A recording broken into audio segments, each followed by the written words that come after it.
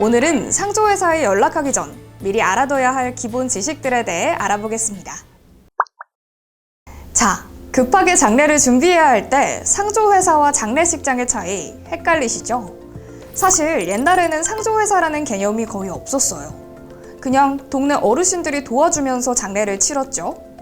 대가족 시대엔 서로 돕는 분위기가 자연스러웠으니까요. 그런데 현대에는 핵가족화가 진행되면서 가족 중에 장례를 도맡아 할 경험이 있는 사람이 거의 없어요. 그래서 상조회사가 큰 도움을 주는 겁니다. 10년 전만 해도 대략 80%가 장례식장에서 바로 진행하고 20%만 상조회사를 이용했다면요. 이제는 상반된 상황입니다. 80%가 상조회사를 선택하고 나머지 20% 정도가 장례식장에서 직접 진행하는 추세예요.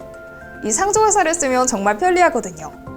해외에 계시던 분들이나 코로나 때문에 무빈소 장례를 치르는 경우가 아니라면 대부분 상조회사를 이용하게 됩니다.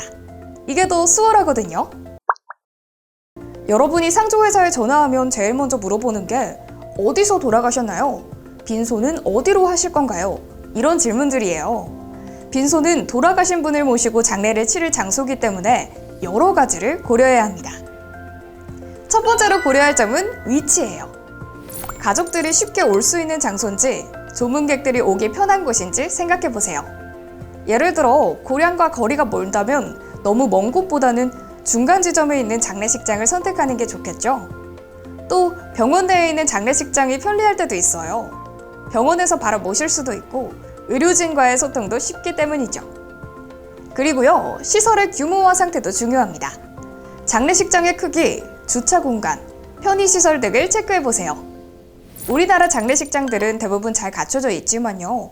그래도 미리 알아보고 결정하는 게 좋겠죠. 혹시 주변에 장례가 발생했거나 현재 장례 상담 혹은 장례 비용이 걱정되신다면 영상 하단에 있는 더보기란 블로그 링크를 통해 자세히 알아보실 수 있습니다. 종교 문제는 의외로 중요한 부분이에요. 돌아가신 분이나 가족들의 종교에 따라 장례 절차가 크게 달라질 수 있어요. 예를 들어 기독교나 가톨릭은 목사님이나 신부님이 오셔서 예배를 진행해 주시는 경우가 많고요. 불교는 스님이 오셔서 장례의식을 진행해 주십니다. 이런 종교의식은 장례의 분위기뿐만 아니라 절차와 순서에도 영향을 미치기 때문에요.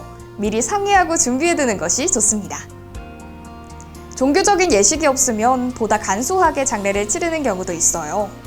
하지만 종교가 중요한 역할을 하는 가족이라면 종교적인 절차를 미리 결정하고 준비해두면 후회 없는 장례를 치를 수 있겠죠. 빈소와 종교를 정했다면 이제 장법을 선택할 차례입니다. 화장, 매장 등 다양한 방법이 있는데요. 요즘은 화장을 선호하는 분들이 많아졌습니다. 장례 후에 진행되는 부분이지만요. 미리 예약을 해야 해서 결정해두는 게 좋아요. 화장장 예약이 중요한 이유는 취소할 수는 있지만 일단 예약을 안 해두면 나중에 일정 잡기가 힘들 수 있거든요.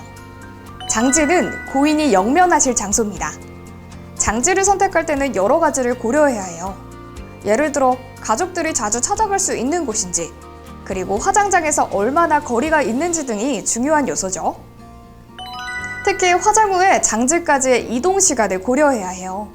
예를 들어 장례식을 마치고 화장장을 갔다가 다시 몇 시간을 이동해야 하는 상황은 가족들에게 큰 부담이 될 수 있습니다.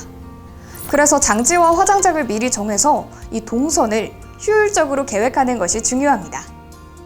그리고 장지를 선택할 때는 예산도 고려해야겠죠. 공원묘지나 자연장지 같은 다양한 선택지가 있으니까요. 미리 알아보고 예산에 맞는 장지를 선택하는 것이 좋습니다. 마지막으로 장례용품도 미리 고민해봐야 합니다.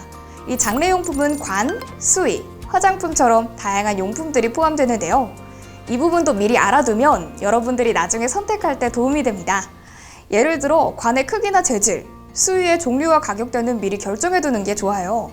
요즘은 친환경 관이나 디자인이 독특한 관도 있어서 다양한 선택지가 있거든요. 수의도 천연부터 고급까지 소재가 다양합니다. 장례용품은 고인의 마지막을 장식하는 중요한 부분이니까요. 가족들과 함께 잘 상의해서 선택하세요. 또 장례식장에서 제공하는 물품을 사용할지 직접 구매할지도 결정해야 합니다. 상조회사를 통해 제공되는 상품을 이용하면 조금 더 편리하겠죠? 그리고 전체적인 예산도 정해두면 좋습니다. 장례 준비 과정에서 비용이 예산을 초과할 경우에 어떻게 대처할지 미리 계획해두세요. 상조회사와의 충분한 상담을 통해 명확한 비용 산정을 하고요. 필요한 경우 금융 지원이나 보험 혜택을 활용하는 것도 고려하면 좋습니다. 이런 것들을 알아두면 갑작스러운 상황에도 차분하게 대처할 수 있는 힘이 될 겁니다. 그리고 이왕이면 미리 준비해서 우리 살아가는 사람들을 편하게 모셔드리는 것도 큰 의미가 있잖아요. 지금까지 상조회사에 전화하기 전 알아야 할 것들에 대해 살펴봤는데요. 오늘 영상이 유익하셨다면 구독, 좋아요 부탁드립니다. 오늘 영상을 보시다가 장례 상담이 필요하시다면 저희 SN라이프 홈페이지를 통해 연락주세요.